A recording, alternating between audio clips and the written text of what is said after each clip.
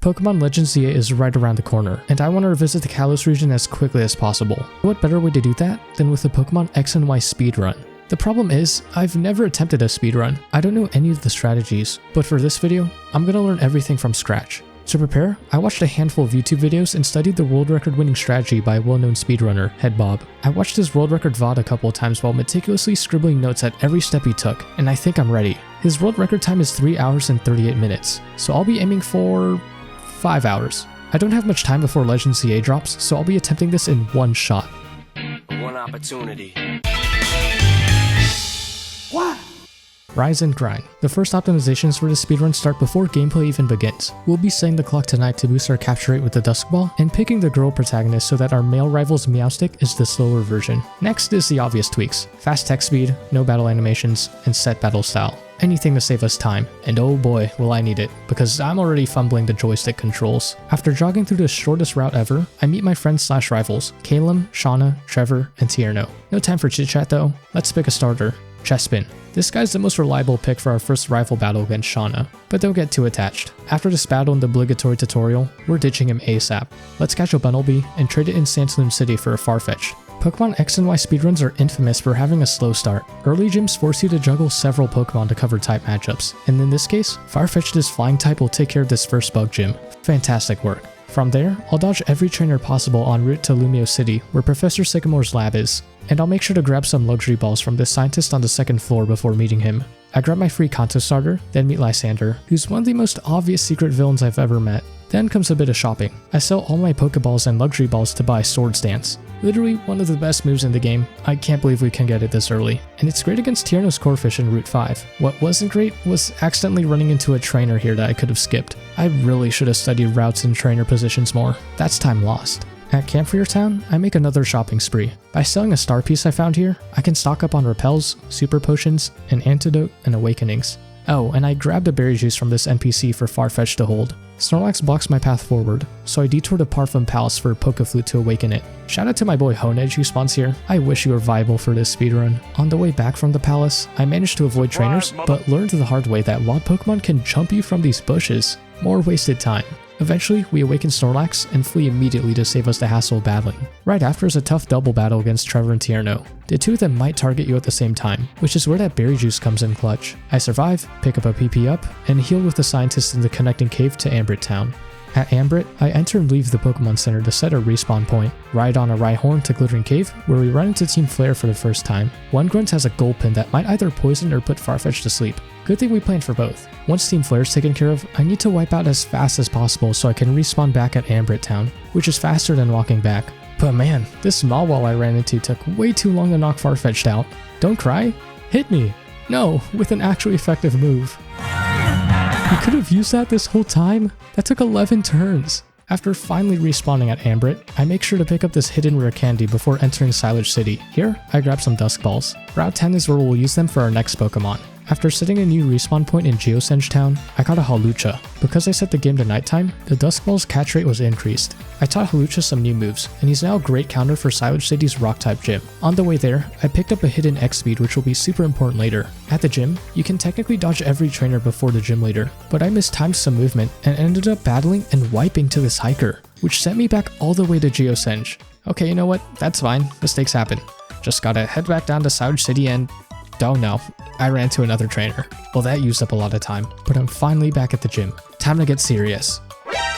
Oh, no.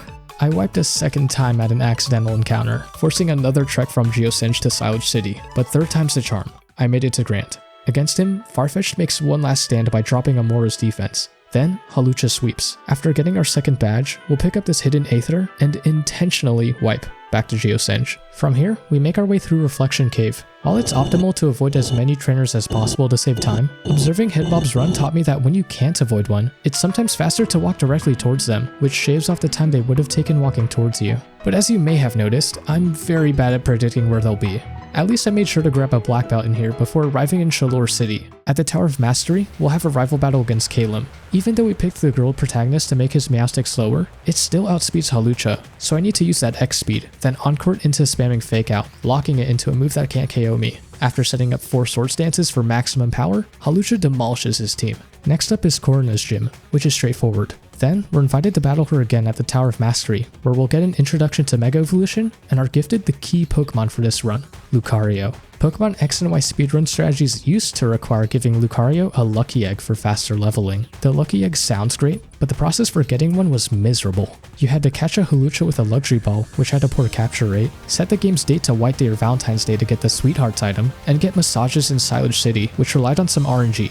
This was a painful, unreliable process, all to max out Hawlucha's friendship in exchange for a Lucky Egg. But as recently as 2025, Headbob proved that you don't need it. By swapping between the Black Belt and Mega Evolution, he showed that Lucario can keep up with tough battles without the extra levels from the Lucky Egg. This will be the strategy I'll follow. And thank God, because I didn't have it in me to suffer through the old one. Before Lucario takes center stage though, Hawlucha gets one last hurrah against Coumarine City's grass type gym, since the type advantage saves us time. But then, I was hit with some bad luck.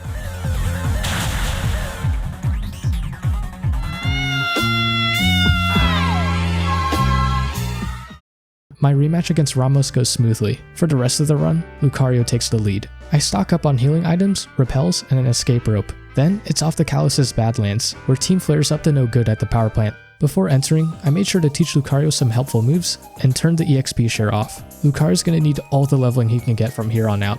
I expected Team Flare to be easy, but I gambled by attacking while confused and paid the price, wiping and respawning back at Coumarine. On my way back down, the wind picked up in the Badlands, preventing me from taking these Roarblade shortcuts, so I had to go the long way around. I'm sorry, I don't control the weather. My second attempt went fine, and the next gym in Lumiose was smooth sailing. And honestly, for a while, everything seemed to click. I went up Route 14 while avoiding every trainer, making sure to pick up this rare candy along the way. Then there was Laver City's gym, Team Flare at the Pokeball Factory, Route 15, and Frost Cavern. I am breezing through all these without wiping, albeit with a couple accidental trainer encounters. All I had to do was grab this PP up and escape rope my way out of here. Wait, where's my escape rope? Well, poop. So I wasted time navigating out of Frost Cavern, but now we're back on track. I made my way to Anastar City, grabbing a rare candy along the way. I'll use all of them on Lucario to help him clear his gym. After, we get an unsettling call from Lysander. Are we developing such a weapon? No, we are not. Because we've already developed it.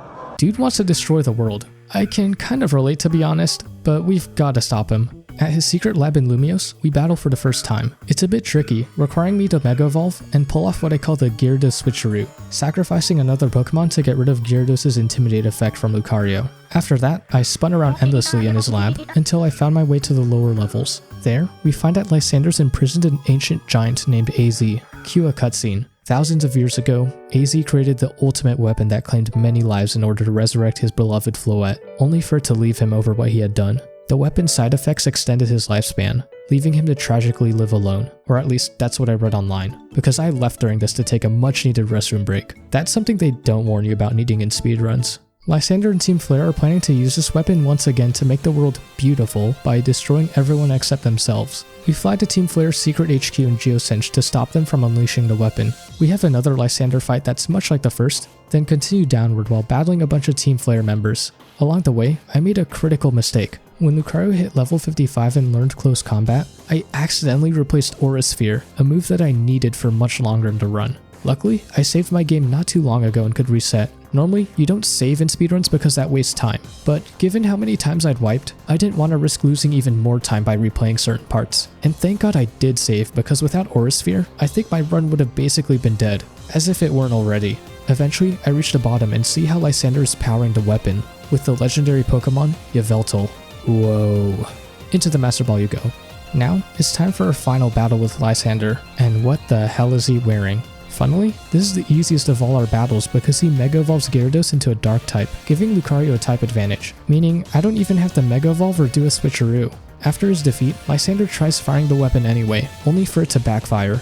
With that ordeal behind us, our journey continues. With close combat boosted by a couple PP ups, Lucario punches his way through battles against Professor Sycamore and our rivals, and just when we think we're out of close combat, we get healed right before we need it again. What great timing. Eventually, we reach Snowbell City, the home of the last gym, and here, we just spam Aura Sphere. Now, it's time for the Pokemon League. I struggled a bit against Malva, wiping twice.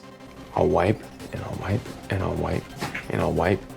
100 times. The third time around, I figured out why. I kept forgetting to set up Swords Dance. I was clearly rushing and getting sloppy. After that though, I was able to lock in. Wickstrom's team is a piece of cake after setting up Swords Dance again, Drasna's battle is straightforward after Mega Evolving, and after running out of PP for close combat, we used an Ether that we picked up from this rock all the way back in Savage City to replenish its usage. It's crazy how this early game pickup comes full circle. Against Seabold, I changed my game mode to Switch for one last Gyarados switcheroo. Finally, championed Diantha. The only thing I felt like I needed to be scared of was Gourgeist's Shadow Sneak, but that's easy to brush off with a well-timed heal. Lucaria was able to take down her entire team, ending this run at level 69.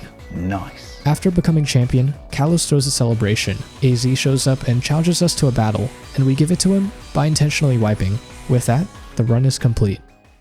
So, I said that my goal for the speedrun was 5 hours, and what did I end up getting? 5 hours, 20 minutes, and 28 seconds. Not quite there, but not egregiously far off. But wait, does this run make it on the official speedrun leaderboards? Whoa, I barely sneak in at 51st out of 52.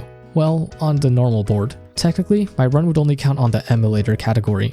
That's 8th place, but that's not saying much since Pokemon X and Y don't have a lot of documented speedruns. And since I used a modern version of the Citra emulator that doesn't follow the speedrun rules, my run probably wouldn't even be accepted, so I'm not expecting my name to ever show up here. But you know what? That's fine.